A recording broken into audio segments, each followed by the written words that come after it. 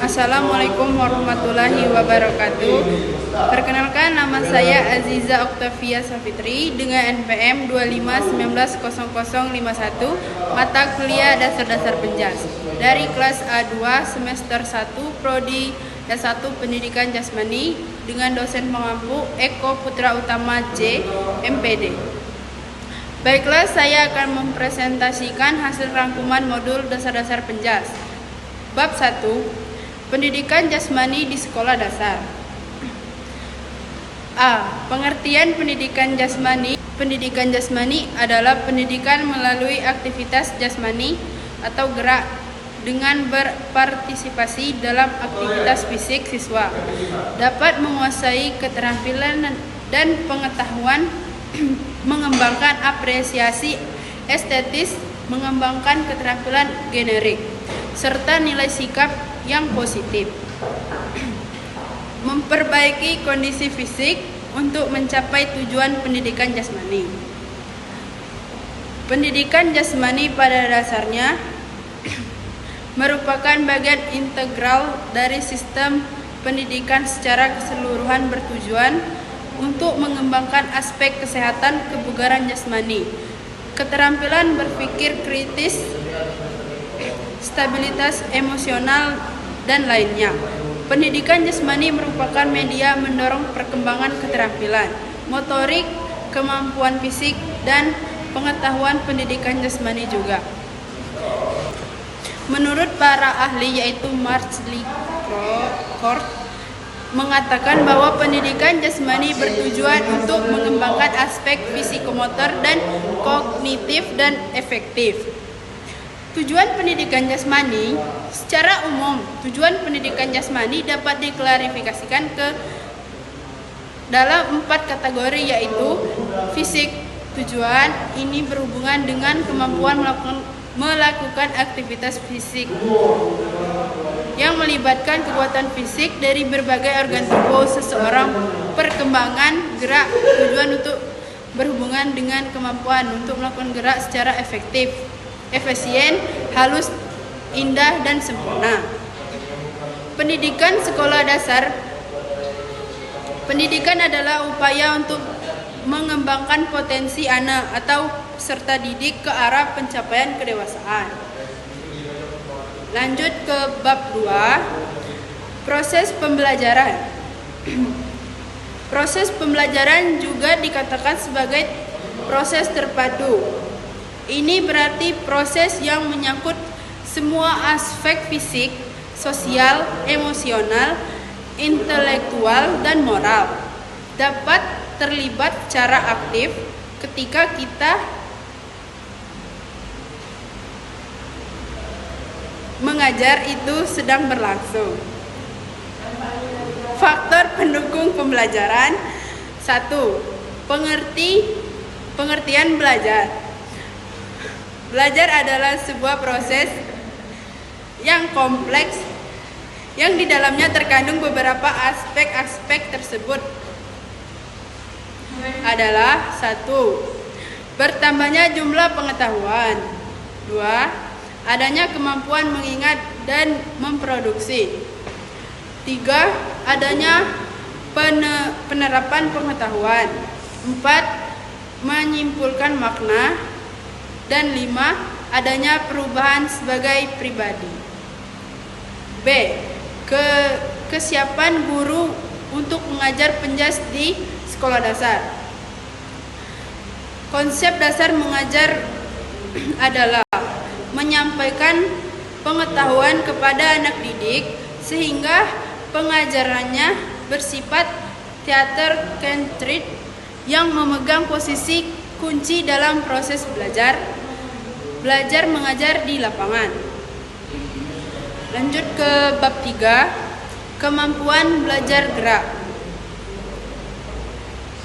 Belajar gerak pada umumnya bertujuan untuk mendapatkan tahapan gerak yang saling sempurna, dan tentunya hal tersebut tidak akan tercapai dengan secara instan, karena untuk mencapai gerakan yang sempurna dibutuhkan suatu rangkaian atau urutan gerak teratur cepat, tepat, dan lancar. Tahapan gerak. Tahapan gerak ada 3 tahapan. Yang pertama, tahapan kognitif. Yang kedua, tahapan asosiatif. Yang ketiga, tahapan otomatis. C. Gerak lokomotor. Gerak lokomotor adalah gerakan berpindah tempat dari tempat satu ke tempat lainnya seperti melompat, berjalan, dan berlari, dan lain sebagainya. Gerak non-lokomotor. Gerak non-lokomotor adalah gerakan yang berporos pada sumbu di bagian tubuh tertentu seperti memutar lengan, mengayunkan kaki, dan memutar togok. Gerak manipulatif. Sedangkan gerak manipulatif adalah gerakan memainkan objek tertentu dengan menggunakan bagian tubuh tertentu, seperti memainkan bola dengan kaki atau bagian tubuh lainnya. Tujuan belajar gerak. Belajar gerak memiliki tujuan untuk mengembangkan berbagai keterampilan. Gerak secara efektif dan efisien. Lanjut bab 4. Perkembangan anak usia sekolah dasar.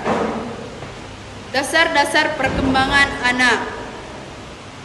Di Indonesia dewasa ini, perkembangan anak tengah mendapatkan perhatian serius, terutama dari pemerintah, karena disadari benar bahwa mereka yang akan menjadi penerus generasi yang ada sekarang.